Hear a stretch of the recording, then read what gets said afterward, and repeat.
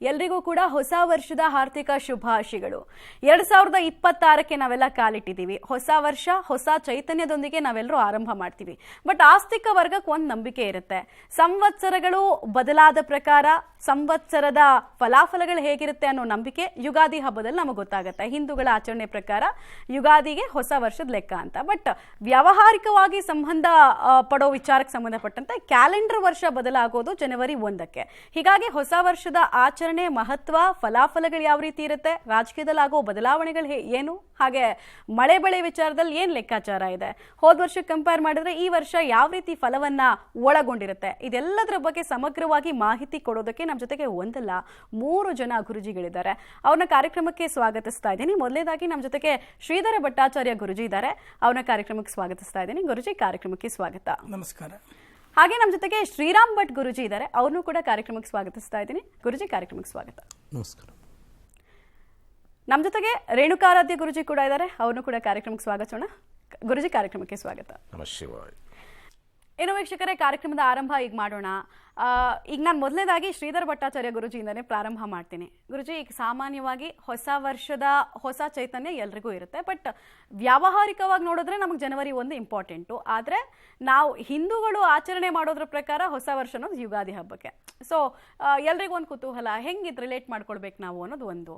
ಎರಡನೇದು, ಹೋದ ವರ್ಷಕ್ಕೆ ಕಂಪೇರ್ ಮಾಡಿದ್ರೆ ಈ ವರ್ಷ ಹೆಂಗಪ್ಪ ಇದೆ, ಚೆನ್ನಾಗಿದೆಯಾ ಅನ್ನೋ ಪ್ರಶ್ನೆ. ಎರಡಕ್ಕೂ ಉತ್ತರ ಕೊಡೋದಾದ್ರೆ. ನಮ ಸೂರ್ಯಾಯ ಚಂದ್ರಾಯ ಮಂಗಳಾಯ ಬುಧಾಯ ಚ ಗುರು ಶುಕ್ರ ಶನಿಭ್ಯಶ್ಚ ರಾಹುವೇ ಕೇತುವೇ ನಮಃ. ಜ್ಯೋತಿಷ್ಯದ ಪ್ರಕಾರ ವಿಶ್ವಾವಸು ಸಂವತ್ಸರ ಅಂತಕ್ಕಂಥದ್ದೇನಿತ್ತು, ಈಗ ಬರ್ತಕ್ಕಂಥದ್ದು ಪರಾಭವನಾಮ ಸಂವತ್ಸರ. ಈ ಎರಡೂ ಸಂವತ್ಸರಗಳಿಗೂ ವ್ಯತ್ಯಾಸಗಳನ್ನು ನಾವು ನೋಡಿದಾಗ, ಹೋದ ವಿಶ್ವಾವಸು ಸಂವತ್ಸರದಲ್ಲಿ ಏನೆಲ್ಲ ಅವಘಡಗಳು, ನಮಗೆ ತೊಂದರೆ ತಾಪತ್ರಯಗಳು ಏನೆಲ್ಲ ನಡೀತೋ ಅದಕ್ಕೆ 2 ಪಟ್ಟು ಪರಾಭವನಾಮ ಸಂವತ್ಸರದಲ್ಲಿ ನಡೆಯುತ್ತೆ ಅಂತ ಹೇಳುತ್ತೆ ಜ್ಯೋತಿಷ್ಯ. ಸರಿ. ಯಾಕೆ ಅಂತಂದ್ರೆ, ನಾವು ಜ್ಯೋತಿಷ್ಯರು ಪ್ರತಿನಿತ್ಯ ಗ್ರಹಗಳ ಬದಲಾವಣೆಗಳು, ಗ್ರಹಗಳ ಚಲನವಲನಗಳು, ಅದು ಎಷ್ಟು ಡಿಗ್ರಿಯಲ್ಲಿ ಬರುತ್ತೆ, ಅದರಿಂದ ಏನು ಫಲ ಬರಬಹುದು, ಎಷ್ಟು ಗ್ರಹಣಗಳು ನಡೆಯುತ್ತೆ, ಗ್ರಹಣಗಳಿಂದ ನಮ್ಮ ಕರ್ನಾಟಕಕ್ಕೆ ಏನೆಲ್ಲ ಸಮಸ್ಯೆಗಳು ಬರಬಹುದು ಅಥವಾ ಭಾರತಕ್ಕೆ ಸಮಸ್ಯೆಗಳು ಬರಬಹುದು, ನಮ್ಮ ಹಿಂದೂ ಸಂಪ್ರದಾಯದಲ್ಲಿ ಇರ್ತಕ್ಕಂಥ ಆಚರಣೆಗಳೇನು, ಆಚರಣೆಗಳನ್ನು ಹೇಗೆ ನಾವು ಮಾಡಬೇಕು, ಇದರಿಂದ ಪರಿಹಾರವನ್ನ ಏನು ನಾವು ಹುಡುಕೋಬೇಕು, ಇದೇ ನಮ್ಮ ಅಧ್ಯಯನ. ಒಟ್ಟಾಗಿ ಇಲ್ಲಿ ಕಂಡು ಬರ್ತಕ್ಕಂಥದ್ದೇನಪ್ಪ ಅಂತ ಅಂದ್ರೆ, ವಿಶ್ವಾವಸು ಸಂವತ್ಸರದಲ್ಲಿ ಹೋದ ವರ್ಷ ಇದೇ ಪಬ್ಲಿಕ್ ಟಿವಿಯಲ್ಲಿ ನೇರ ಪ್ರಸಾರವನ್ನು ಕೂಡ ನಾವು ಮಾಡಿದ್ವು. ಅವತ್ತು ವಿಶ್ವಾವಸು ಸಂವತ್ಸರದಲ್ಲಿ ವಾಯುವ್ಯ ಭಾಗದಿಂದ ನಮಗೆ ತೊಂದರೆ ಅಂತ ನಾವು ಹೇಳಿದ್ವು. ಆಯ್ತು. ಪಾಕಿಸ್ತಾನ ವಾರ ಆಯ್ತಲ್ಲ, ಹೌದಲ್ವಾ, ನಡೆದಂತ ಸತ್ಯ ಘಟನೆ. ಇನ್ನು ಬಹಳಷ್ಟು ಜಲದಿಂದ ಅತಿವೃಷ್ಟಿ ಅನಾವೃಷ್ಟಿ ಅಂತಕ್ಕಂಥದ್ದು ಸೃಷ್ಟಿಯಾಗತ್ತೆ ಅಂತ ಹೇಳಿದ್ವು. ನಮ್ಮ ಪಬ್ಲಿಕ್ ಟಿವಿಯಲ್ಲೇ ಬಹಳಷ್ಟು ನ್ಯೂಸ್ ಹೋಯ್ತು. ಏನಂತ ಹೋಯ್ತು, ಅಲ್ಲಿ ಮಳೆ, ಇಲ್ಲಿ ಮಳೆ, ಅಲ್ಲಿ ನೀರರಿತಾ ಇದೆ, ಇಲ್ಲಿ ನೀರರಿತಾ ಇದೆ, ಜನಜೀವನ ಅಸ್ತವ್ಯಸ್ತ ಆಗ್ತಾ ಇದೆ. ಸರಿ. ಮತ್ತೆ ಇನ್ನೊಂದು ವಿಚಾರವನ್ನ ನಾನು ಹೇಳೋಕೆ ಇಷ್ಟಪಡ್ತೇನೆ. ಈ ಪರಾಭವ ಅಂತ ಅಂದರೆ ಏನು? ಪರಾಭವ ಅಂದ್ರೆ ಸೋಲು. ಹೌದು. ಪರಾಭವ ಅಂತಕ್ಕಂಥದ್ರಲ್ಲಿ ಏನೆಲ್ಲ ಆಗಬಹುದು, ನಾವು ಯಾವುದೋ ಒಂದು ಸಾಮಾಜಿಕವಾಗಿ ಆರ್ಥಿಕವಾಗಿ ನಮ್ಮ ಬಲ ಅಂತಕ್ಕಂಥದ್ದು ಏನಿದೆ, ನಮ್ಮ ಭರತಖಂಡದಲ್ಲಿ ಬಲಹೀನತೆಗೆ ಬರ್ತಕ್ಕಂಥ ಪರಿಸ್ಥಿತಿಯೂ ಕೂಡ ಇದರಲ್ಲಿ ಕಂಡು ಬರ್ತಾ ಇದೆ. ಇದನ್ನ ನಾವು ಎಚ್ಚರಿಕೆಯನ್ನು ವಹಿಸಬೇಕು. ಸಾಧಾರಣ ವಿಚಾರ ಅಲ್ಲ. ಇಡೀ ಭಾರತ ದೇಶ ಯಾವಾಗ ಬಲಹೀನತೆಯನ್ನ ನಾವು ನೋಡಿದಾಗ, ಆ ಬಲಹೀನತೆಯಿಂದ ಶತ್ರು ಬಾಧೆಗಳು ಅಂತಕ್ಕಂಥದ್ದು ಸೃಷ್ಟಿಯಾಗಬಹುದು. ಸರಿ. ಬೇರೆಯವರು ಬಂದು ನಮ್ಮ ಮೇಲೆ ದಂಡೆತ್ತಿ ಬರಬಹುದು ಅಥವಾ ವಾರ ನಡೀಬಹುದು. ಮತ್ತೆ ಇನ್ನೊಂದು ವಿಚಾರವನ್ನ ನಾನು ತುಂಬಾ ಅಧ್ಯಯನದ ಮೂಲಕ ನಾನು ಹೇಳೋಕೆ ಇಷ್ಟಪಡ್ತಾ ಇದ್ದೇನೆ.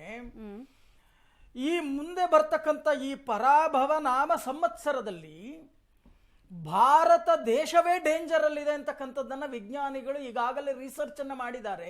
ಮಾತಾಡೋಣ. ಜ್ಯೋತಿಷ್ಯದ ಲೆಕ್ಕಾಚಾರದಲ್ಲೂ ಕೂಡ ಅದೇ ಬರ್ತಾ ಇದೆ. ಓಕೆ, ಮಾತಾಡೋಣ ಅದ್ರ ಬಗ್ಗೆ. ಕಠಿಣವಾಗಿರುತ್ತೆ ಈ ವರ್ಷ ಅಂತಿದ್ರು. ಶ್ರೀರಾಮ್ ಭಟ್ ಗುರುಜಿ, ನೀವೇನು ಹೇಳ್ತೀರಿ? ಈ ವರ್ಷ ಹೇಗಿರುತ್ತೆ ಕಂಪ್ಯಾರಿಟಿವ್ಲಿ? ಒಂದು. ಎರಡನೇದು, ಈಗಾಗಲೇ ತುಂಬಾ ಜನರಿಗೆ ಪ್ರಶ್ನೆ ಇರೋದು, ಎಷ್ಟು ಗ್ರಹಣಗಳು ಬರುತ್ತೆ, ಯಾವ ಗ್ರಹಣ ಭಯಂಕರವಾಗಿರುತ್ತೆ ಅಂತ. ವರ್ಷ ಅಂದಮೇಲೆ ಸಾಕಷ್ಟು ಗ್ರಹಣಗಳಾಗತ್ತೆ. ಎಷ್ಟು ಗ್ರಹಣದ ಲೆಕ್ಕಾಚಾರ ಇದೆ? ಇನ್ನು ಒಂದೇ ಒಂದು ಗ್ರಹಣ ನಮಗೆ 2026ರಲ್ಲಿ ಗೋಚರಿಸಲಿಕ್ಕೆ ಇರತಕ್ಕಂಥದ್ದು. ಹಾಗಿದ್ದಿದ್ರೆ ಈ ಗ್ರಹಣದ ಪ್ರಭಾವ ಇರಬಹುದು, ಅಥವಾ ಒಟ್ಟಾರೆ 2026 ನಾವು ಸಮಷ್ಟಿಯಾಗಿ ತೆಗೆದುಕೊಂಡಾಗ ಖಂಡಿತವಾಗಿಯೂ ಮಿಶ್ರ ಫಲವನ್ನೇ ಈ ಒಂದು ಸಂವತ್ಸರದಲ್ಲಿ ನಾವು ಚಿಂತನೆಯನ್ನು ಮಾಡಬಹುದು.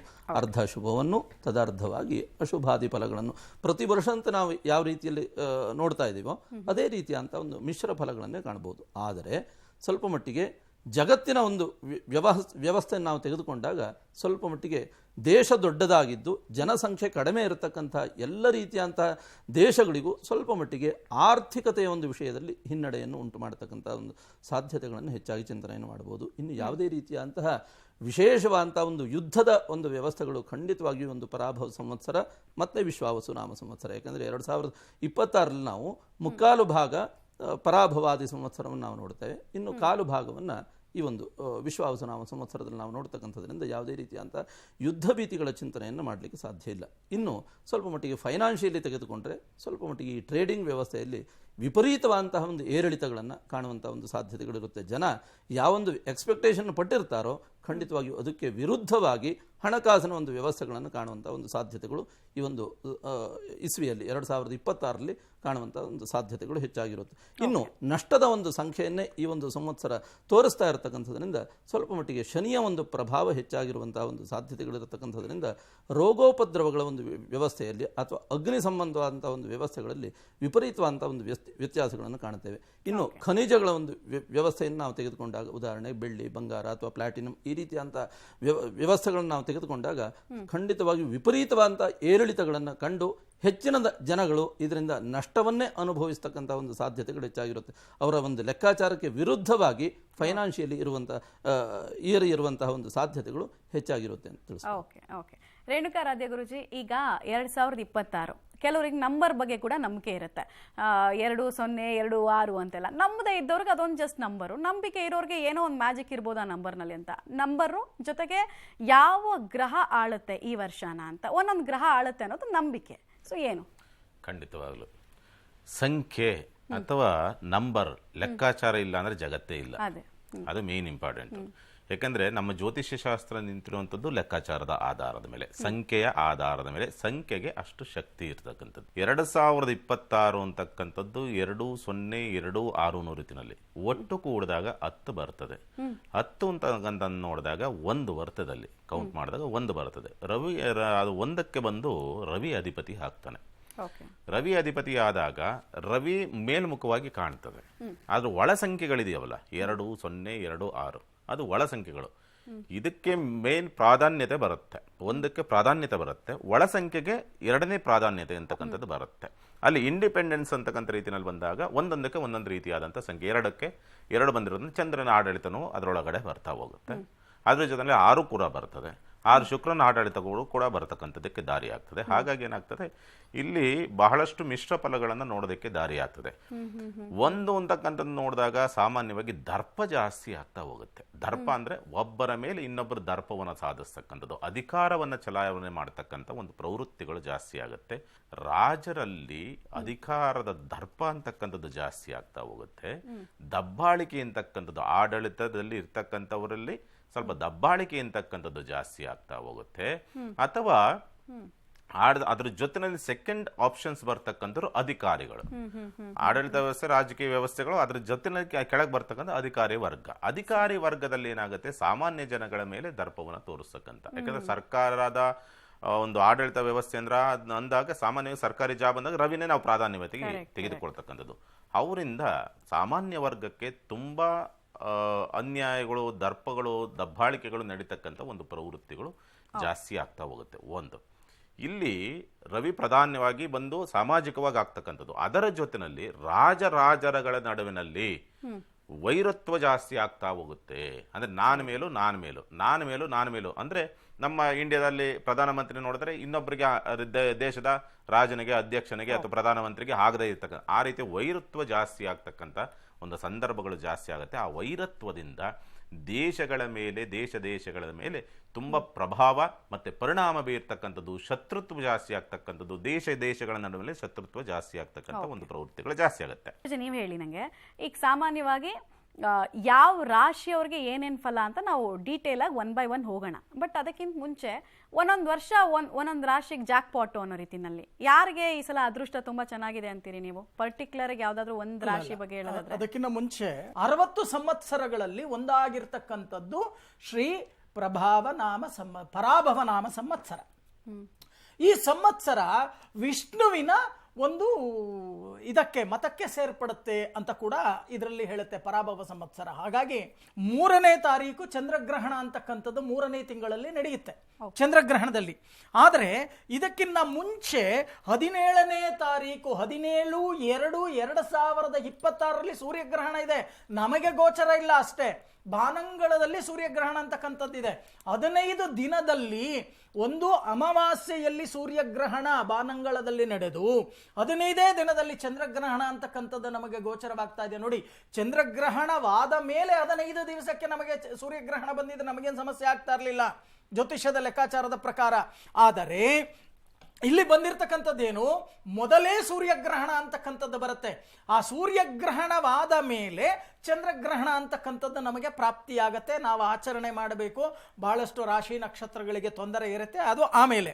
ಆದರೆ ಮುಖ್ಯವಾಗಿ ನಾವು ಇದರಲ್ಲಿ ಗಮನಿಸಬೇಕಾಗಿರ್ತಕ್ಕಂಥ ಒಂದು ವಿಚಾರ, ಈ ಪರಾಭವ ನಾಮ ಸಂವತ್ಸರದಲ್ಲಿ ಶತ್ರತ್ವ ಅಂತಕ್ಕಂಥದ್ದು ರಾಜರಲ್ಲಿ ಉತ್ಪತ್ತಿಯಾಗತ್ತೆ. ಅದರಲ್ಲೂ ಈಶಾನ್ಯ ಪೂರ್ವ ಭಾಗದ ದೇಶಗಳು ಅಂತಕ್ಕಂಥದ್ದು ಏನಿದೆಯೋ ಅವರಿಂದ ನಮಗೆ 100ಕ್ಕೆ 100 ಭಾಗ ತೊಂದರೆ, ತಾಪತ್ರಯಗಳು, ಕಟ್ಟಿಟ್ಟ ಬುತ್ತಿ ಅಂತ ಹೇಳುತ್ತೆ. ಆಗ್ನೇಯ, ಪೂರ್ವ, ಈಶಾನ್ಯ, ಈ ಒಂದು 3 ದಿಕ್ಕಲ್ಲಿ ಇರ್ತಕ್ಕಂಥ ದೇಶಗಳು ನಮ್ಮನ್ನ ತೊಂದರೆ ಕೊಡುತ್ತೆ. ಯಾಕೆಂದ್ರೆ 2025 ಬೇಕಾದ್ರೆ ತೆಗೀರಿ, ನಾನು ಅವತ್ತು ಕೂಡ ಹೇಳಿದ್ದೀನಿ, ವಾಯುವ್ಯ ಭಾಗದಿಂದ ನಮಗೆ ತೊಂದರೆ ಇದೆ, ಶತ್ರುಗಳ ಕಾಟ ಇದೆ ಅಂತ ಹೇಳಿದೆ. 2025 ನಡೆದಿದೆ. ಪೂರ್ವ ಭಾಗದಲ್ಲಿ ಇರ್ತಕ್ಕಂಥ ದೇಶ ಜೊತೆಗೆ ಈಶಾನ್ಯ ಭಾಗದಲ್ಲಿ ಇರ್ತಕ್ಕಂಥ ದೇಶಗಳಿಂದ ನಮಗೆ ಶತ್ರುತ್ವ ಅಂತಕ್ಕಂಥದ್ದು ಅಧಿಕವಾಗತ್ತೆ. ಅವರು ನಮ್ಮ ಮೇಲೆ ಯುದ್ಧವನ್ನೂ ಕೂಡ ಸಾರಬಹುದು ಅಂತ ಒಂದು ಪರಿಸ್ಥಿತಿಯೂ ಕೂಡ ಬರುತ್ತೆ ಅಂತಕ್ಕಂಥದ್ದನ್ನ ಈ ಸಂದರ್ಭದಲ್ಲಿ ನಾನು ಹೇಳ್ತೀನಿ. ತುಂಬಾ ಒಳಿತನ್ನ ಪಡ್ಕೊಳ್ತಕ್ಕಂಥದ್ದು ಧನುಸ್ಸು ರಾಶಿ ಮತ್ತೆ ಮೀನರಾಶಿ. ಮೀನರಾಶಿಯಲ್ಲಿ ಶನಿ ಸಂಚಾರ ಮಾಡ್ತಾ ಇರಬಹುದು, ಆದ್ರೂ ಕೂಡ ಗುರುವಿನಿಂದ ಬಹಳಷ್ಟು ಅನುಕೂಲಗಳು ಅಂತಕ್ಕಂಥದ್ದು ಅವರಿಗೆ ಪ್ರಾಪ್ತಿಯಾಗತ್ತೆ ಅಂತ ಹೇಳುತ್ತೆ ಜ್ಯೋತಿಷ್ಯ ಶಾಸ್ತ್ರ. Okay, fine. ದ್ವಾದಶ ರಾಶಿಗಳ ಫಲಾಫಲ ಯಾವ ರೀತಿ ಇದೆ ಅನ್ನೋದನ್ನ ಒಂದೊಂದಾಗಿ ನೋಡ್ತಾ ಹೋಗೋಣ. ಗುರುಜಿ, ನಿಮ್ಮಿಂದ ಸ್ಟಾರ್ಟ್ ಮಾಡ್ತೀನಿ. ಮೇಷ ರಾಶಿಯ ಫಲಾಫಲ ಹೇಗಿದೆ? ಯಾರಿಗೆ ಸಿರಿಭಾಗ್ಯ, ಯಾರಿಗೆ ಕಠಿಣ ವರ್ಷ, ಹೇಳ್ತಾ ಹೋಗಿ.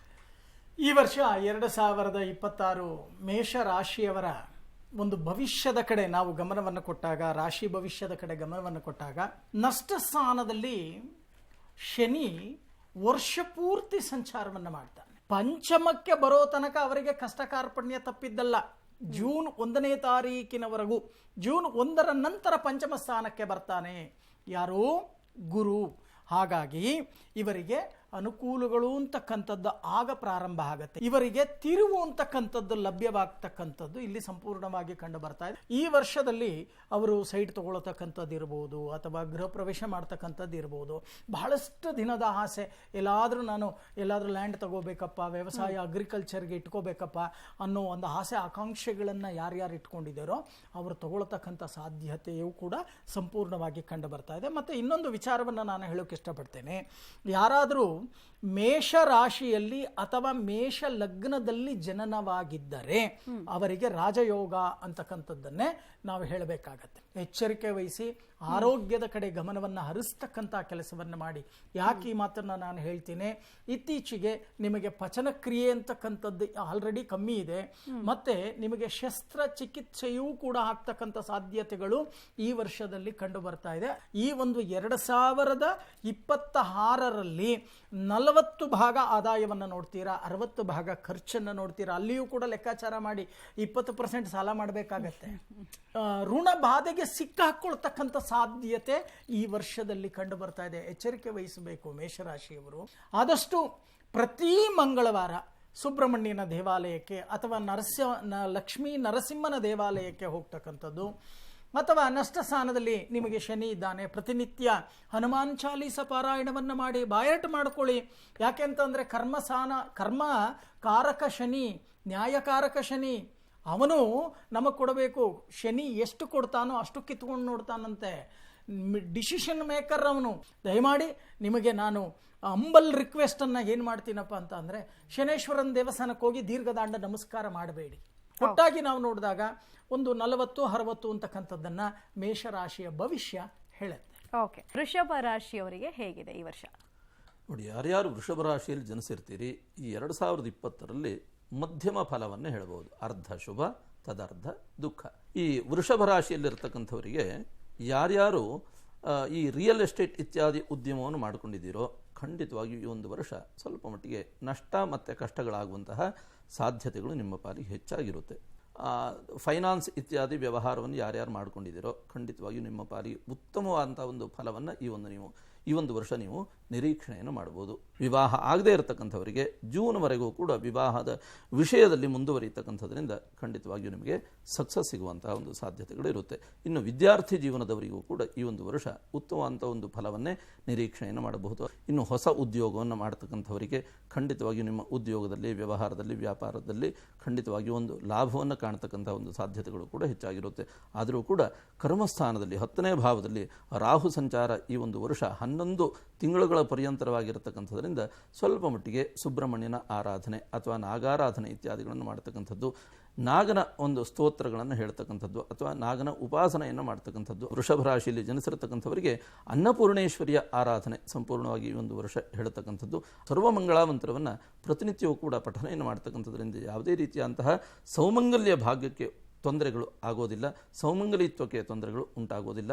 ಇನ್ನು ಮಾಡತಕ್ಕಂತಹ ಉದ್ಯೋಗ, ವ್ಯವಹಾರ, ವ್ಯಾಪಾರ ಕ್ಷೇತ್ರದಲ್ಲಿ ಖಂಡಿತವಾಗಿಯೂ ಯಶಸ್ಸನ್ನು ಕಾಣ್ತಕ್ಕಂಥ ಒಂದು ಸಾಧ್ಯತೆಗಳನ್ನು ಚಿಂತನೆಯನ್ನು ಮಾಡಬಹುದು. ನಿರ್ಗತಿಗರಿಗೆ ಅನ್ನದಾನವನ್ನು ಮಾಡಿ. ಇದರಿಂದ ಖಂಡಿತವಾಗಿಯೂ ಒಂದು 2026 ನಿಮ್ಮ ಪಾಲಿಗೆ ಶುಭವನ್ನುಂಟು ಮಾಡುತ್ತೆ. ರೇಣುಕಾರಾಧಿ ಗುರುಜಿ, ಮಿಥುನ ರಾಶಿಯವರಿಗೆ ಈ ವರ್ಷ ಹೇಗಿದೆ ಅಂತ? ಸಾಮಾನ್ಯವಾಗಿ ಗುರು ರಾಶಿನಲ್ಲೇ ಇದ್ದಾನೆ. ಆದರೆ ತದನಂತರವಾಗಿ ಮೇ ನಂತರ ಅಂದರೆ ಜೂನಲ್ಲಿ ಹೋದ್ರೂ ಕೂಡ ಅವನು 1 ತಿಂಗಳ ಮುಂಚೆನೇ ಅದರ ಫಲಾಫಲಗಳನ್ನು ಎಕ್ಸ್ಟೆಂಡ್ ಮಾಡೋದ್ರಿಂದ, ಅಂದರೆ ಫಲಾಫಲಗಳನ್ನು ಕೊಡೋದ್ರಿಂದ ಮೇ ನಂತರವಾಗಿ ನಿಮಗೆ ಶುಭ ಫಲಗಳನ್ನು ನೋಡೋದಕ್ಕೆ ದಾರಿಯಾಗುತ್ತೆ. ಬಂಧುಗಳು ದೂರವಾಗ್ತಕ್ಕಂಥ ಸಂದರ್ಭಗಳು ಬರಬಹುದು ಅಂತಕ್ಕಂಥ ರೀತಿಯಲ್ಲಿ ಕಾಣುತ್ತದೆ, ಅಥವಾ ಬಂಧುಗಳಿಂದ ಸಮಸ್ಯೆಗಳು ಉತ್ಪತ್ತಿಯಾಗುವಂಥ ಸಂದರ್ಭಗಳು ಬರ್ತದೆ. ಪ್ರಯಾಣದ ವಿಚಾರಗಳಿಗೆ ಸಂಬಂಧಪಟ್ಟಂತೆ ನಿರೀಕ್ಷಿತ ಪ್ರಮಾಣದಲ್ಲಿ ಹೋಗಬೇಕು ಅನ್ನುವಂಥದ್ದನ್ನು ಹೋಗೋಕ್ಕಾಗೋದಿಲ್ಲ. ಆ ರೀತಿಯಲ್ಲಿ ಅಡೆತಡೆಗಳು ಬರುವಂಥ ಸಾಧ್ಯತೆಗಳು ಬರಬಹುದು. ವಿರೋಧಗಳು ಹೆಚ್ಚಾಗುವಂಥ ಸಾಧ್ಯತೆಗಳು ಇರುವಂಥದ್ದನ್ನು ಸ್ಪಷ್ಟವಾಗಿ ತೋರಿಸುತ್ತೆ. ನಿಮಗೆ ಕೆಡುಕಾಗುವಂಥ ರೀತಿಯಲ್ಲಿ ಮುಖ್ಯ ತೀರ್ಮಾನವನ್ನು ನಾಳಿನ ಭವಿಷ್ಯದ ವಿಚಾರ ಸಂಬಂಧಪಟ್ಟಂತೆ ತೆಗೆದುಕೊಳ್ತಕ್ಕಂಥ ಸಾಧ್ಯತೆಗಳಿರುತ್ತೆ. ಮುಖ್ಯ ತೀರ್ಮಾನಗಳಲ್ಲಿ ಸಮಸ್ಯೆಗಳು ಉತ್ಪತ್ತಿಯಾಗುವಂಥದ್ದು, ತಂದೆಯೊಂದಿಗೆ ವಿರೋಧವನ್ನು ಕಟ್ಟಿಕೊಳ್ತಕ್ಕಂಥದ್ದು, ವಿದ್ಯಾಭ್ಯಾಸದ ಕಡೆಗೆ ಗಮನ ಕಡಿಮೆ ಇರತಕ್ಕಂಥ ಸಾಧ್ಯತೆಗಳು. ಹಾಗಾಗಿ ವಿದ್ಯಾಭ್ಯಾಸದ ಕೊರತೆಯನ್ನು ಎದುರಿಸ್ತಕ್ಕಂಥ ಸಾಧ್ಯತೆಗಳಿರುತ್ತೆ. ಗರ್ಭಿಣಿಯರು ಸ್ವಲ್ಪ ಎಚ್ಚರಿಕೆಯಿಂದಿರಬೇಕು. ಶುಕ್ರ ಹಸ್ತನಾಗ ಪ್ರಭಾವಕ್ಕೊಳಗಾಗೋದ್ರಿಂದ ಗರ್ಭಿಣಿಯರು ಸ್ವಲ್ಪ ಜಾಗ್ರತೆಯಿಂದ ಇರಬೇಕಾಗತ್ತೆ. ಶುಭ ಕಾರ್ಯ ಪ್ರಯತ್ನ ಅಂದರೆ ಮದುವೆ ಮತ್ತೊಂದು ಮಗದೊಂದು ರೀತಿಯ ಪ್ರಯತ್ನವನ್ನು ಮಾಡ್ತಾ ಇದ್ರಿ ಅಂದರೆ ಅಲ್ಲಿ ಸ್ವಲ್ಪ ಯಶಸ್ಸನ್ನು ಗಳಿಸ್ತಕ್ಕಂಥ ಸಾಧ್ಯತೆಗಳಿರುತ್ತೆ. ಪ್ರೀತಿ ಪ್ರೇಮದ ವಿಚಾರಕ್ಕೆ ಸಂಬಂಧಪಟ್ಟಂತೆ ಸ್ವಲ್ಪ ಲಾಭವಾಗ್ತಕ್ಕಂಥ ಸಾಧ್ಯತೆಗಳು ಹೆಚ್ಚಾಗಿರುತ್ತೆ. ಇರುವಂಥ ಸಣ್ಣ ಪುಟ್ಟದಾದಂಥ ದೋಷಗಳು ಅಥವಾ ಒಂದು ತೊಂದರೆಗಳ ಆಗುವಂಥದ್ದು ರಕ್ಷಣೆ ಸಿಗಬೇಕು ಅಂದರೆ ಕಪ್ಪು ಎಳ್ಳನ್ನು ಹಾಕಿಬಿಟ್ಟು ಮೋದಕವನ್ನು ಮಾಡಿ ಗಣಪತಿಗೆ ಅದನ್ನು ಸಮರ್ಪಣೆ ಅಥವಾ ನೈವೇದ್ಯವನ್ನು ಮಾಡ್ತಕ್ಕಂಥದ್ದು ಏನಿರ್ತದಲ್ಲ, ಅದರಿಂದ ನಿಮಗೆ ಬರ್ತಕ್ಕಂಥ ಆ ಆಪತ್ತುಗಳು, ತೊಂದರೆ ತಾಪತ್ರಗಳು ಬಗೆಹರಿತದೆ. ಅದನ್ನು ಮಾಡಿ ಒಳ್ಳೆಯದಾಗತ್ತೆ. ಶ್ರೀಧರ್ ಭಟ್ಟಾಚಾರ್ಯ ಗುರುಜಿ, ಕರ್ಕಾಟಕ ರಾಶಿ ಹೇಗಿದೆ ಅಂತ? ಈ ಕಟಕ ರಾಶಿಯವರಿಗೆ ಈಗಾಗಲೇ ಶನಿ ಭಾಗ್ಯಸ್ಥಾನದಲ್ಲಿದ್ದಾನೆ.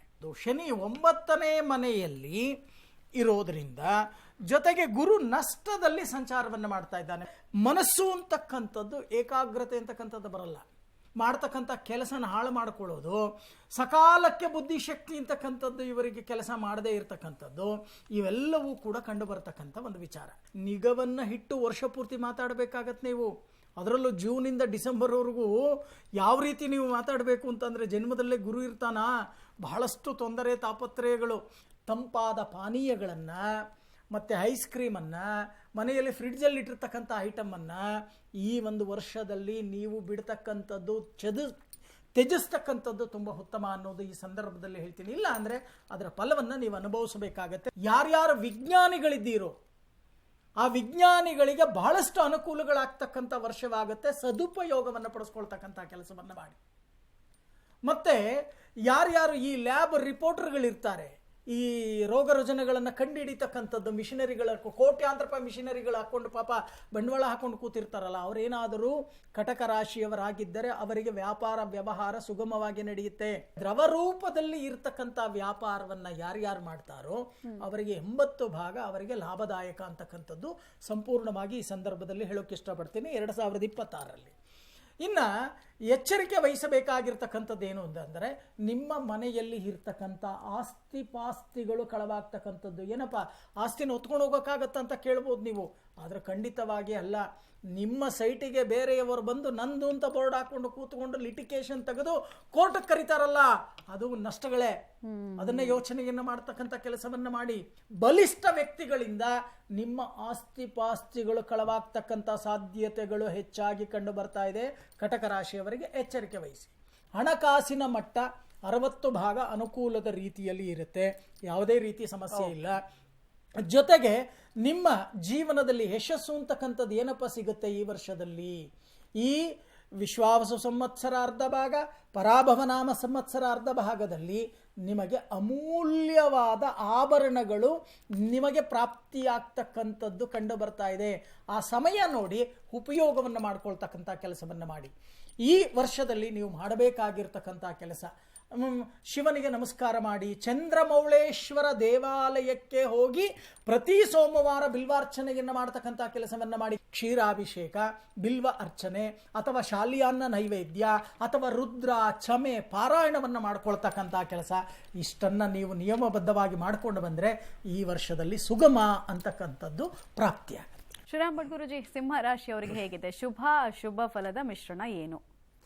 ನೋಡಿ, ಈ ಒಂದು 2026ನೇ ಇಸ್ವಿ ಸಿಂಹರಾಶಿಯವರ ಫಲಾಫಲಗಳನ್ನು ನೋಡಿದರೆ ಖಂಡಿತವಾಗಿ ಒಂದು 60% ಅಶುಭಾದಿ ಫಲಗಳನ್ನು ಚಿಂತನೆಯನ್ನು ಮಾಡಬಹುದು, ಇನ್ನು 40% ಶುಭವನ್ನು ಕಾಣಬಹುದು. ಯಾಕೆಂದರೆ ನಿಮ್ಮ ಜನ್ಮರಾಶಿಯಲ್ಲೇ ಕೇತು ಸಂಚಾರ 11 ತಿಂಗಳುಗಳ ಪರ್ಯಂತರವಾಗಿರುತ್ತೆ. ಸಪ್ತಮದಲ್ಲಿ ರಾಹು ಇರಲೇಬೇಕು. ಇನ್ನು ಅಷ್ಟಮಾಧಿಪತಿ ಗುರು ಲಾಭದಲ್ಲಿ ಅರ್ಧ ವರ್ಷ ಇರ್ತಾನೆ, ತದರ್ಧ ವರ್ಷ ವ್ಯಯಕ್ಕೆ ಬರ್ತಾನೆ. ಪೂರ್ವ ಪುಣ್ಯ ಸ್ಥಾನಾಧಿಪತಿಯಾಗಿ ಅವನು ಲಾಭಸ್ಥಾನದಲ್ಲಿ ಇದ್ದಷ್ಟು ತುಂಬಾ ಉತ್ತಮ ಅಂತ ಒಂದು ಫಲವನ್ನು ನೀವು ನಿರೀಕ್ಷಣೆ ಮಾಡಬಹುದು. ಅರ್ಥಾತ್ ಜೂನ್ವರೆಗೆ ನಿಮ್ಮ ಪಾಲಿಗೆ ತುಂಬಾ ಒಳ್ಳೆಯ ಒಂದು ಯೋಗಗಳನ್ನು ಗುರುವಿನಿಂದ ಚಿಂತನೆಯನ್ನು ಮಾಡಬಹುದು. ಲಾಭದಲ್ಲಿ ನಿಂತಾಗ ಖಂಡಿತವಾಗಿಯೂ ಧನವನ್ನು ಹೆಚ್ಚಾಗಿ ನೀವು ನಿರೀಕ್ಷಣೆಯನ್ನು ಮಾಡಬಹುದು, ಅಥವಾ ಹೊಸ ವ್ಯಾಪಾರ ವ್ಯವಹಾರ ಇತ್ಯಾದಿ ವಿಷಯದಲ್ಲಿ ಖಂಡಿತವಾಗಿಯೂ ನೀವು ಶುಭ ಫಲವನ್ನು ಕಾಣಬಹುದು. ಅಥವಾ ಮಾಡತಕ್ಕಂಥ ಒಂದು ಉದ್ಯೋಗದಲ್ಲಿಯೂ ಕೂಡ ಪ್ರಮೋಷನ್ ಇತ್ಯಾದಿಗಳನ್ನು ಕೂಡ ನೀವು ನಿರೀಕ್ಷಣೆಯನ್ನು ಮಾಡಬಹುದಾಗಿರುತ್ತೆ. ವಿವಾಹದ ವಿಷಯದಲ್ಲಿ ವಿಘ್ನ ಅಡೆತಡೆಗಳನ್ನು ಕಂಡಿದ್ದರೂ ಕೂಡ ಆ ಒಂದು ರಾಹುವಿನಿಂದ ನೀವು ಆ ಗುರುವಿನಿಂದ ಜೂನ್ವರೆಗೆ ನೀವು ಶುಭ ಫಲವನ್ನು ಕಾಣಬಹುದು. ಮನಸ್ಸು ವೀಕ್ ಇರತಕ್ಕಂಥವರಿಗೆ ಈ ಒಂದು ವರ್ಷ ಆ ಒಂದು ಕೇತುವಿನಿಂದ ಇನ್ನೂ ಕೂಡ ಕೆಟ್ಟ ಕೆಟ್ಟ ಆಲೋಚನೆಗಳು ಇನ್ನೂ ಕೂಡ ವೃದ್ಧಿಸ್ತಾ ಹೋಗುತ್ತೆ. ಅಂತಹ ಅಷ್ಟಮ ಶನಿಯ ಒಂದು ಪ್ರಭಾವವು ಈ ಒಂದು ವರ್ಷ ಸಿಂಹರಾಶಿಯವರಿಗೆ ಹೆಚ್ಚಾಗಿರತಕ್ಕಂಥದ್ರಿಂದ ಸ್ವಲ್ಪ ಮಟ್ಟಿಗೆ ನಷ್ಟ, ಕಷ್ಟ, ನೋವು ಇತ್ಯಾದಿಗಳನ್ನು ಹೆಚ್ಚಾಗಿ ಕಾಣತಕ್ಕಂಥದ್ದು. ಆದಿತ್ಯ ಹೃದಯವನ್ನು ಸಾಧ್ಯವಾದಲ್ಲಿ ಪ್ರತಿನಿತ್ಯವೂ ಕೂಡ ಪಠನೆಯನ್ನು ಮಾಡತಕ್ಕಂಥದ್ದು. ತಥೋ ಯುದ್ಧ ಪರಿಶ್ರಾಂತಹ ಸಮರೇ ಚಿಂತೆಯಾನ್ವಿತಂ ರಾವಣಂಚಾಗ್ರತೋ ದೃಷ್ಟ ಯುದ್ಧಾಯ ಸಮುಪಸ್ಥಿತಂ. ವಿಶೇಷವಾಗಿ ಆ ಒಂದು ಆದಿತ್ಯ ಹೃದಯವನ್ನು ಮಾಡ್ತಕ್ಕಂಥದ್ರಿಂದ ಯಾವುದೇ ರೀತಿಯಂತಹ ನೆಗೆಟಿವಿಟಿಗಳಿದ್ದರೂ ಅದೆಲ್ಲವೂ ಕೂಡ ದೂರವಾಗ್ತಾ ಹೋಗುತ್ತೆ. ಪ್ರತಿನಿತ್ಯ ಕನಿಷ್ಠದಲ್ಲಿ ಕನಿಷ್ಠ ಪಕ್ಷ 108 ಗಾಯತ್ರಿ ಜಪವನ್ನಾದರೂ ಕೂಡ ಸ್ವಯಂ ಆಗಿ ಮಾಡ್ತಕ್ಕಂಥದ್ದು ಬಹಳ ಉತ್ತಮ. ಈ ರೀತಿಯಂತಹ ಉಪಾಸನೆ ಆರಾಧನೆಯನ್ನು ಮಾಡಿ ಸೂರ್ಯನಾರಾಯಣನ ಅನುಗ್ರಹವನ್ನು ನೀವು ಸುಲಭವಾಗಿ ಪಡೆಯತಕ್ಕಂಥದ್ರಿಂದ ಎಲ್ಲ ರೀತಿಯಂತಹ ದೋಷಗಳು ಕೂಡ ಪರಿಹಾರವಾಗುತ್ತೆ. ನೀವು ಕೂಡ ಉತ್ತಮವಾದಂಥ ಒಂದು ಫಲವನ್ನು ನಿರೀಕ್ಷಣೆಯನ್ನು ಮಾಡಬಹುದು. ಶುಭವಾಗಲಿ. ಓಕೆ, ಕನ್ಯಾ ರಾಶಿಯವರು ಹೇಗಿದೆ ನಮ್ಮ ರಾಶಿ ಈ ವರ್ಷ ಅಂತ ಯೋಚನೆ ಮಾಡ್ತಿದ್ದಾರೆ, ಏನು ಹೇಳ್ತೀರಾ? ಖಂಡಿತವಾಗಲು ಕನ್ಯಾ ರಾಶಿನವರಿಗೆ ಏನಾಗ್ತದೆ, ಸ್ವಲ್ಪ ದುಸ್ವಪ್ನಗಳು ಹೆಚ್ಚಾಗಿ ಬರುವಂಥ ಸಾಧ್ಯತೆಗಳಿರುತ್ತೆ. ಹೂಡಿಕೆ ಮಾಡೋದು ಇರ್ತದಲ್ಲ, ಹೂಡಿಕೆ ಮಾಡೋದಕ್ಕೆ ಆಗದೇ ಇರ್ತಕ್ಕಂಥದ್ದು, ಮತ್ತು ಮನೆ ಕಟ್ಟುವಂಥದ್ದು ಅಥವಾ ಭೂಮಿ ಖರೀದಿ ಮಾಡುವಂಥದ್ದು, ಸೈಟ್ ಖರೀದಿ ಮಾಡುವಂಥದ್ದು ಸ್ವಲ್ಪ ಕಷ್ಟವಾಗಬಹುದು. ಪದೇ ಪದೇ ಸಾವಿನ ಸುದ್ದಿಗಳನ್ನು ಹೆಚ್ಚಾಗಿ ಕೇಳ್ತೀರಿ ಅಂತಕ್ಕಂಥ ಒಂದು ಪರಿಸ್ಥಿತಿಗಳು ನಿರ್ಮಾಣವಾಗ್ತದೆ. ಎಚ್ಚರಿಕೆಯಿಂದಿರಬೇಕಾಗತ್ತೆ. ಪ್ರೇತಬಾಧೆ ಎನ್ನುವ ರೀತಿಯಾದಂಥ ಒಂದು ಇಕ್ಕಟ್ಟಿಗೂ ಕೂಡ ಸಿಕ್ಕಾಕಿಕೊಳ್ಳಬಹುದು. ಮೇ ನಂತರವಾಗಿ ನಿಮಗೆ ಅನುಕೂಲಕರ ವಾತಾವರಣ ನಿರ್ಮಾಣವಾಗಿ ಬರುತ್ತೆ. ಶತ್ರುದಮನ, ಷಷ್ಠರಾಹು, ಶತ್ರುದಮನವಾಗಬೇಕು, ಶತ್ರು ನಾಮಾವಶೇಷವಾಗಬೇಕು ಅನ್ನೋ ರೀತಿಯಲ್ಲಿ ಇರುತ್ತೆ. ನಿಮಗೆ ಯಾರ್ಯಾರು ತೊಂದರೆ ಕೊಟ್ಟಿರ್ತಾರಲ್ಲ ಆ ತೊಂದರೆ ಕೊಟ್ಟಂಥವರಿಗೂ ಕೂಡ ರಿವರ್ಸ್ ಆಗುವಂಥ ಸಾಧ್ಯತೆಗಳಿರುತ್ತೆ. ವಾಹನಗಳಿಂದ, ಎಲೆಕ್ಟ್ರಾನಿಕ್ ವಸ್ತುಗಳಿಂದ ಸ್ವಲ್ಪ ಪೆಟ್ಟು ಮಾಡಿಕೊಳ್ತಕ್ಕಂಥ ಸಾಧ್ಯತೆಗಳು, ನಷ್ಟವನ್ನು ಮಾಡಿಕೊಳ್ತಕ್ಕಂಥ ಸ್ಥಿತಿ. ದಾಂಪತ್ಯದಲ್ಲಿ ಸ್ವಲ್ಪ ಆಲಸ್ಯ ಅಂತಕ್ಕಂಥದ್ದು, ಐಷಾರಾಮಿ ಜೀವನದಿಂದ ಕೊತ್ತು ಅಂತಕ್ಕಂಥದ್ದು, ಅತಿ ನಂಬಿಕೆಯಿಂದ ಸಮಸ್ಯೆಯನ್ನು ತಂದುಕೊಳ್ತಕ್ಕಂಥದ್ದು, ವಿದ್ಯಾ ವಿಜಯವಾಗ್ತಕ್ಕಂಥದ್ದು, ಅಂದರೆ ವಿದ್ಯೆಯಲ್ಲಿ ಯಶಸ್ಸು ಗಳಿಸ್ತಕ್ಕಂಥದ್ದು, ಅತಿ ಹೆಚ್ಚು ಅಂಕವನ್ನು ಗಳಿಸ್ತಕ್ಕಂಥ ವಾತಾವರಣ ನಿರ್ಮಾಣವಾಗ್ತಕ್ಕಂಥದ್ದು. ಸಾಮಾನ್ಯವಾಗಿ ಈ ಸ್ಪರ್ಧಾತ್ಮಕ ಪರೀಕ್ಷೆಗಳ ವಿಚಾರ ಸಂಬಂಧಪಟ್ಟಂಥ ರೀತಿಯಲ್ಲಿ ಯಾವುದೋ ಮುಖ್ಯವಾದಂಥ ಕಂಪನಿನಲ್ಲೋ ಸರ್ಕಾರದಲ್ಲೋ ಏನೋ ಎಕ್ಸಾಮ್ ಅಟೆಂಡ್ ಮಾಡ್ತಿದ್ರಿ ಅಂತಂದ್ರಾಗ ಅಲ್ಲೂ ಕೂಡ ಅನುಕೂಲವಾಗ್ತಕ್ಕಂಥದ್ದು. ಉದ್ಯೋಗದಲ್ಲಿ ಸ್ವಲ್ಪ ಅಸಂತೃಪ್ತಿಯ ಭಾವ ಆಗ್ತದೆ, ಆದರೂ ಕೂಡ ಅಸಂತೃಪ್ತಿ, ಯಾಕೋ ಸಮಾಧಾನ ಆಗೋದಿಲ್ಲ. ಯಾವ ಕೆಲಸ ಮಾಡಿದ್ರೂ ಕೂಡ ಒಂದು ತೃಪ್ತಿ ಅಂತಕ್ಕಂಥದ್ದು ಸಿಗೋದಿಲ್ಲ. ತೃಪ್ತಿ ಸಿಗಬೇಕು ಯಾವ ಕೆಲಸ ಮಾಡಬೇಕು ಅಂದರೆ, ಆದರೆ ತೃಪ್ತಿ ಅಂತಕ್ಕಂಥದ್ದು ಸಿಗೋದಿಲ್ಲ. ಅಲ್ಲಿ ವ್ಯತ್ಯಾಸಗಳಾಗಿ ಸ್ವಲ್ಪ ಒದ್ದಾಟವನ್ನು ಅನುಭವಿಸುವಂಥ ಒಂದು ಪರಿಸ್ಥಿತಿಗಳು ಕನ್ಯಾ ರಾಶಿನವರಿಗೆ ಬರ್ತದೆ. ಹಾಗಾಗಿ ಸ್ವಲ್ಪ ಜಾಗ್ರತೆಯಿಂದಿರಬೇಕು. 9 ಮಂಗಳವಾರ, ಈಗ ನೆನ್ಪಿಟ್ಕೊಳ್ಳಿ, 9 ಮಂಗಳವಾರ ಗಣಪತಿಗೆ ಗರಿಕೆಯಿಂದ ಮಾಡಿರ್ತಕ್ಕಂಥ ಹಾರವನ್ನು ಸಮರ್ಪಣೆ ಮಾಡೋದ್ರಿಂದ ನಿಮಗೆ ಏನು ಹೇಳಿದೀವಲ್ಲ ನೆಗೆಟಿವ್ ಅಂತಕ್ಕಂಥದ್ದು ಅದೆಲ್ಲವೂ ಕೂಡ ನಿವಾರಣೆಯಾಗಿ ಒಂದು ಪಾಸಿಟಿವ್ ರಿಸಲ್ಟು ಅಥವಾ ಉತ್ತಮವಾದಂಥ ಫಲವನ್ನು ನೀವು ನೋಡೋದಕ್ಕೆ ದಾರಿಯಾಗತ್ತೆ. ಅದನ್ನು ಮಾಡಿ, ಒಳ್ಳೆಯದಾಗಲಿ. ಶ್ರೀಧರ್ ಭಟ್ಟಾಚಾರ್ಯ ಗುರುಜಿ, ತುಲಾ ರಾಶಿಯವ್ರು ಕಾಯ್ತಾ ಇದ್ದಾರೆ, ಹೇಗಿದೆ ಅವ್ರ ರಾಶಿ ಈ ಸಲ? ತುಲಾ ರಾಶಿಯವರು ಈ ವರ್ಷದಲ್ಲಿ, ತುಲಾ ರಾಶಿಯವರು ನಮಗೇನು ಆಗಲ್ಲ, ಚೆನ್ನಾಗಿದೆ ಅಂತ ನೀವು ಒಂದು ದಿಟ್ಟತನದಿಂದ ಇರಲಿಕ್ಕೆ ಪ್ರಯತ್ನವನ್ನು ಪಡ್ತೀರಾ. ಆದರೆ ಇಲ್ಲಿ ಕಂಡು ಬರ್ತಕ್ಕಂಥದ್ದು ಜೂನ್ವರೆಗೂ ಕೂಡ ನಿಮಗೆ ಯಾವುದೇ ರೀತಿಯ ದೊಡ್ಡ ದೊಡ್ಡ ಸಮಸ್ಯೆಗಳಾಗಲ್ಲ. ಯಾವಾಗ ಗುರು ಮಿಥುನದಲ್ಲಿ ಸಂಚಾರವನ್ನು ಮಾಡ್ತಾನೋ ಆವಾಗ ಸಮಸ್ಯೆಗಳಾಗಲ್ಲ.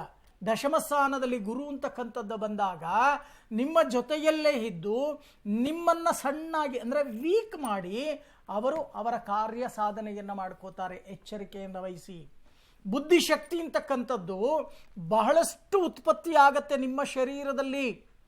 ಉಪಯೋಗವನ್ನು ಮಾಡ್ಕೊಳ್ಳಿ, ಸಕಾಲಕ್ಕೆ ಉಪಯೋಗವನ್ನು ಮಾಡ್ಕೊಳ್ಳಿ. ಯಾವಾಗ ಮನಸ್ಸು ಏಕಾಗ್ರತೆ ಅಂತಕ್ಕಂಥದ್ದು ಇರಲ್ವೋ ಆಗ ಆರೋಗ್ಯದಲ್ಲೂ ಕೂಡ ವ್ಯತ್ಯಾಸಗಳಾಗ್ತಕ್ಕಂಥ ಸಾಧ್ಯತೆ ಇದೆ.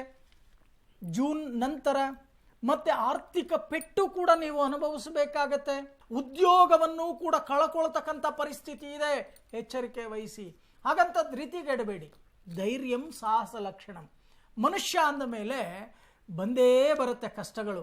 ಈ ವರ್ಷದಲ್ಲಿ ನೀವು ಮಾಡಬೇಕಾಗಿರ್ತಕ್ಕಂಥ ಕೆಲಸ, ಪ್ರತಿ ಶುಕ್ರವಾರ ಉತ್ತರಾಭಿಮುಖವಾಗಿರ್ತಕ್ಕಂಥ ಅಮ್ಮನವರ ದೇವಾಲಯ, ಆ ಅಮ್ಮನವರ ದೇವಾಲಯಕ್ಕೆ ಹೋಗಿ ಕುಂಕುಮಾರ್ಚನೆಯನ್ನು ಮಾಡ್ತಕ್ಕಂಥದ್ದು ಅಥವಾ ದೀರ್ಘದಾಂಡ ನಮಸ್ಕಾರವನ್ನು ಮಾಡಿ ಭಕ್ತಿಯಿಂದ ಶ್ರದ್ಧೆಯಿಂದ ಪ್ರಾರ್ಥನೆ ಮಾಡ್ತಕ್ಕಂಥ ಕೆಲಸವನ್ನು ಮಾಡಿ.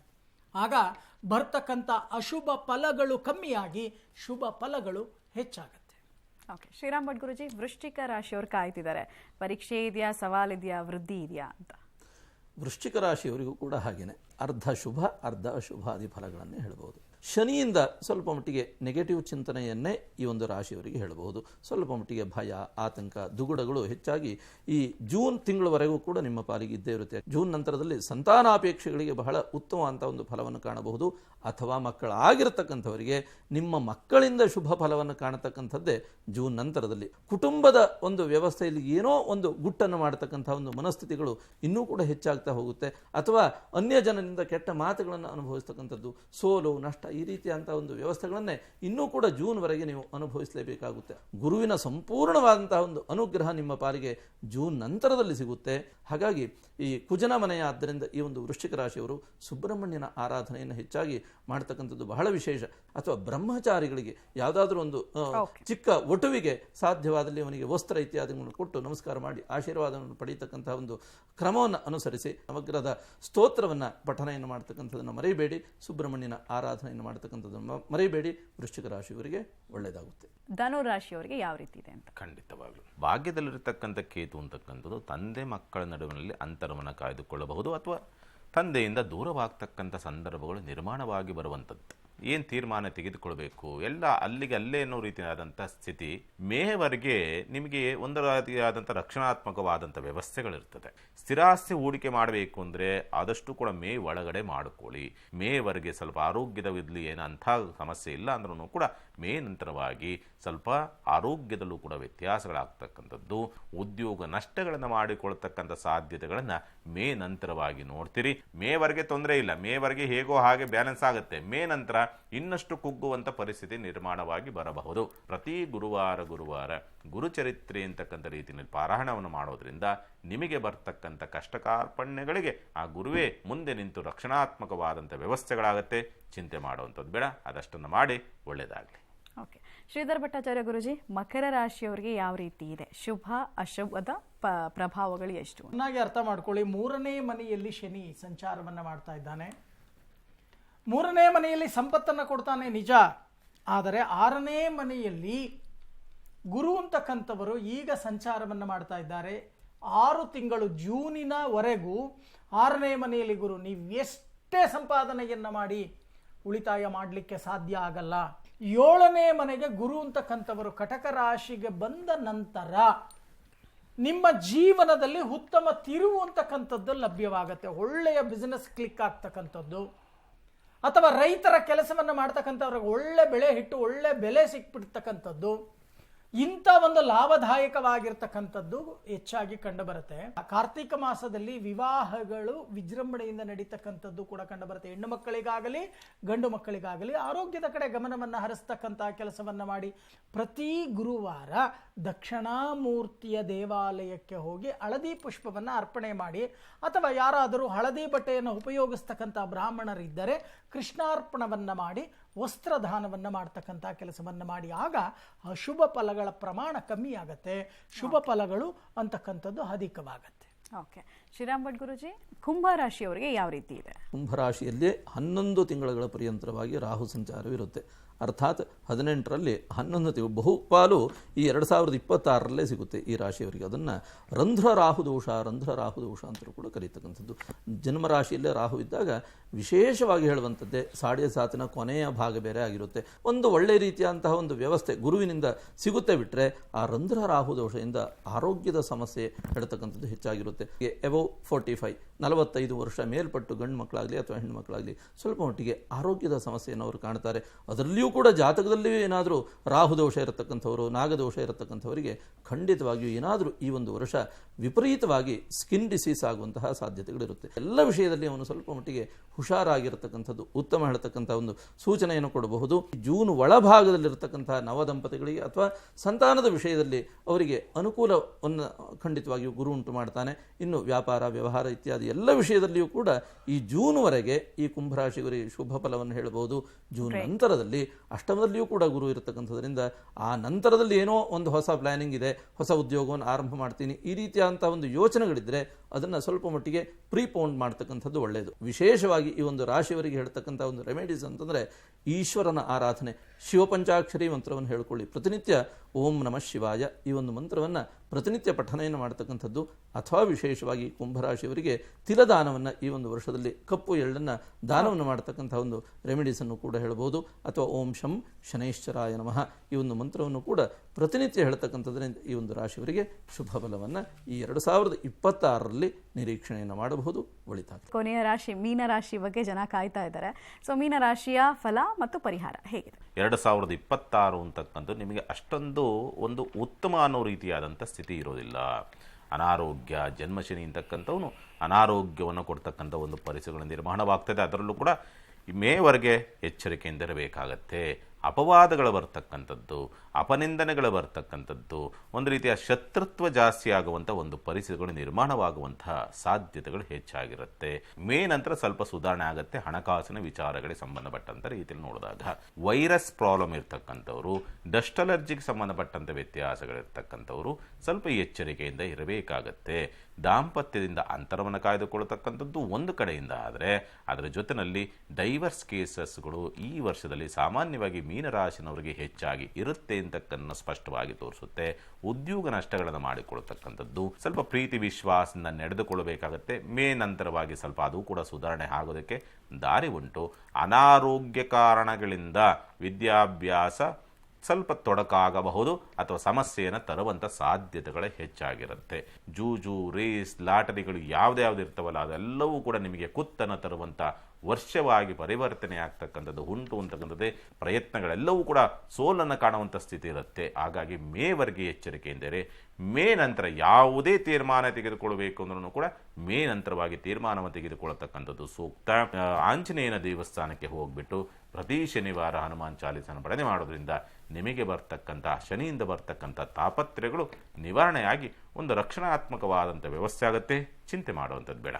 ಒಳ್ಳೆದಾಗಲಿ. ಈಗ ಎಲ್ರಿಗೂ ಇರೋ ಕುತೂಹಲ ಗೋಲ್ಡ್ ರೇಟು, ಚಿನ್ನದ ರೇಟ್ ಕತೆ. ಬಿಕಾಸ್ ರಾಕೆಟ್ ಸ್ಪೀಡಲ್ಲಿ ಈ ಲಾಸ್ಟ್ ಒಂದು 3 ವರ್ಷದಲ್ಲಿ ಯಾವ್ದು ಹೆಚ್ಚು ರಿಟರ್ನ್ಸ್ ಕೊಟ್ಟಿದೆ ಅಂದ್ರೆ ಎಲ್ಲ ಕಣ್ಮುಚ್ಕೊಂಡು ಹೇಳಿದ್ರೆ ಗೋಲ್ಡ್ ಮತ್ತೆ ಸಿಲ್ವರ್ ರೇಟು. ಈ ಸಲ ಹೆಂಗೆ ತುಂಬಾ ಜಾಸ್ತಿ ಆಗುತ್ತಾ? ಜಾಸ್ತಿ ಆದ್ರೆ ನಮಗೆ ಖರೀದಿ ಮಾಡಕ್ ಆಗಲ್ಲ ಅಂತ ಜನಸಾಮಾನ್ಯರ ಗೋಳು. ಏನಾಗ್ಬೋದು ನೋಡಿ, ಈ ಒಂದು 2026ನೇ ಇಸ್ವಿಯಲ್ಲಿ ಫೈನಾನ್ಷಿಯಲಿ ನಾವು ವಿಶೇಷವಾಗಿ ಈಗ ಈ ಟ್ರೇಡಿಂಗ್ ವ್ಯವಸ್ಥೆಯಲ್ಲೇ ನಾವು ತೆಗೆದುಕೊಂಡ್ರೆ ಈ ಗೋಲ್ಡ್ ಮತ್ತು ಸಿಲ್ವರು ಖಂಡಿತವಾಗಿಯೂ ಇದು ಸಮ ಪ್ರಮಾಣದಲ್ಲೇ ಇರುತ್ತೆ ಹೊರತು ತೀರಾ ನಿಮಗೆ ಹೈಕ್ ಹೋಗುವಂಥ ಸಾಧ್ಯತೆಗಳು ಈಗ ಹೋಗ್ಬಿಟ್ಟಿದೆ ಅಲ್ವೇ? ಹಾಗಿದ್ದರೆ ಈ 2026ರಲ್ಲಿ ಖಂಡಿತವಾಗಿಯೂ ತಟಸ್ಥವಾಗಿರುವಂತಹ ಒಂದು ಚಿಂತನೆಗಳನ್ನೇ ಮಾಡಬಹುದು. ಯಾಕೆಂದರೆ ಅದರೊಳಗೆ ಎಲ್ಲರೂ ಕಾನ್ಸಂಟ್ರೇಷನ್ ಮಾಡ್ತಾ ಇರ್ತಕ್ಕಂಥದ್ರಿಂದ ನಾವು ಬೆಳ್ಳಿ ತೆಗೆದುಕೊಂಡ್ಬಿಟ್ರೆ ಇನ್ನೂ ಡಬಲ್ ಆಗಿಬಿಡ್ಬೋದೆ, ಈಗ 2.5 ಇದೆ, ಅದೇನಾದರೂ 5 ಲಕ್ಷಕ್ಕೆ ಹೋಗ್ಬಿಡ್ಬೋದೆ, ಈ ರೀತಿಯಂಥ ಒಂದು ಚಿಂತನೆಯಲ್ಲಿದ್ದರೆ ಖಂಡಿತವಾಗಿಯೂ ತಪ್ಪಾಗುತ್ತೆ. ಈ 2026ರಲ್ಲಿ ಖಂಡಿತವಾಗಿಯೂ ತಟಸ್ಥದ ಒಂದು ಸಮಸ್ಥಿತಿಯನ್ನೇ ಅದು ಕಾದುಕೊಳ್ಳುತ್ತೆ ಹೇಳ್ತಕ್ಕಂಥ ಒಂದು ಚಿಂತನೆಯನ್ನೇ ಹೇಳ್ಬೋದು. ಓಕೆ ಗುರುಜಿ, ನೀವು ಹೇಳಿ, ಭೂ ವ್ಯವಹಾರಕ್ಕೆ ಸಂಬಂಧಪಟ್ಟಂತೆ ಯೋಚನೆಯಲ್ಲಿ ತುಂಬಾ ಜನ ಟಿವಿ ನೋಡ್ತಿರೋರು ಇರ್ತಾರೆ. ಸೈಟ್ ತಗೊಳ್ಳೋದಾ ಈ ವರ್ಷ, ಮನೆ ಕಟ್ಬೋದಾ ಅಂತ ಒಂದು ಆಲೋಚನೆ. ಹೇಗಿದೆ ಈ ವರ್ಷ ಭೂ ವ್ಯವಹಾರ ಕೈ ಹಿಡಿಯುತ್ತಾ? ಖಂಡಿತವಾಗ್ಲೂ. ಹೆಂಗಿದ್ರೆ ಇದು ಜ್ಯೋತಿಷ್ಯ ಶಾಸ್ತ್ರದಲ್ಲಿ 2026 ಪ್ರಾರಂಭವನ್ನ ನಾವು ಯುಗಾದಿಯನ್ನು ಸೂರ್ಯೋದಯದ ಪ್ರಕಾರ ತಿಥಿ ಆಧಾರದ ಮೇಲೆ ತಗೊಳ್ತೀವಿ. ಇಲ್ಲಿ ಬಂದು 2026 ಅಂತ ಮಿಡ್ ನೈಟ್ ತಗೊಂತೀವಿ. ಅಂದ್ರೆ ನಾವು ಜ್ಯೋತಿಷ್ಯ ಶಾಸ್ತ್ರದಲ್ಲಿ ಆ ಸಂದರ್ಭವನ್ನು ತೆಗೆದುಕೊಂಡು ನೋಡಿದಾಗ ಕನ್ಯಾ ಲಗ್ನ ಬರುತ್ತೆ ಆ ಟೈಮು. ಕನ್ಯಾ ಲಗ್ನ ಬಂದು ಈ 2026 ಪ್ರಾರಂಭ ಆಗುವಂತ ಸಂದರ್ಭದಲ್ಲಿ ಬಂದು ಕುಜ ಹಸ್ತನಾಗಿದ್ದಾನೆ, ಶುಕ್ರ ಹಸ್ತನಾಗಿದ್ದಾನೆ. ಆದರೆ ಗುರುವಿನ ದೃಷ್ಟಿ ಇದೆ. ಗುರುವಿನ ಸ್ವಾಭಾವಿಕವಾಗಿ ಗುರುದೃಷ್ಟಿ ಅಂತಕ್ಕಂಥದ್ದು ಅದರ ಮೇಲೆ ಇರ್ತಕ್ಕಂಥದ್ದು ಆಗಿರೋದ್ರಿಂದ ಭೂಮಿ ವ್ಯವಹಾರಗಳು ಚೆನ್ನಾಗಿ ಆಗಿ ಬರುತ್ತೆ, ತೆಗೆದುಕೊಳ್ಳಬಹುದು. ಅಂದ್ರೆ ನೀವು ಎಕ್ಸ್ಪೆಕ್ಟೇಷನ್ ಇಟ್ಕೊಂಡಿದ್ದಕ್ಕಿಂತಲೂ ಕೂಡ ಕಡಿಮೆ ಪ್ರಮಾಣದಲ್ಲಿ ಭೂಮಿ ಸಿಗೋದಕ್ಕೆ ದಾರಿಯಾಗುತ್ತೆ. ಅಂದ್ರೆ ರಿಯಲ್ ಎಸ್ಟೇಟ್ ಸ್ವಲ್ಪ ಡೌನ್ ಆಗುವಂತ ಪರಿಸ್ಥಿತಿಗಳು ನಿರ್ಮಾಣವಾಗ್ತದೆ. ಎರಡನೇದು, ಕಲಾಕ್ಷೇತ್ರದಲ್ಲಿರ್ತಕ್ಕಂಥವ್ರಿಗೆ ಸ್ವಲ್ಪ ಬೆನಿಫಿಟ್ ಆಗುವಂಥದ್ದು ಹೆಚ್ಚಾಗಿರುತ್ತೆ. ಲಾಸ್ಟ್ ಟೈಮ್ ಹೇಳಿದೆ, ಕಲಾಕ್ಷೇತ್ರದಲ್ಲಿ ಇರ್ತಕ್ಕಂಥವ್ರಿಗೆ ಒಬ್ಬರು ದೊಡ್ಡ ವ್ಯಕ್ತಿಗಳಿಗೆ ಸಮಸ್ಯೆ ಆಗುತ್ತೆ ಅಂತ ಆಗಿದೆ.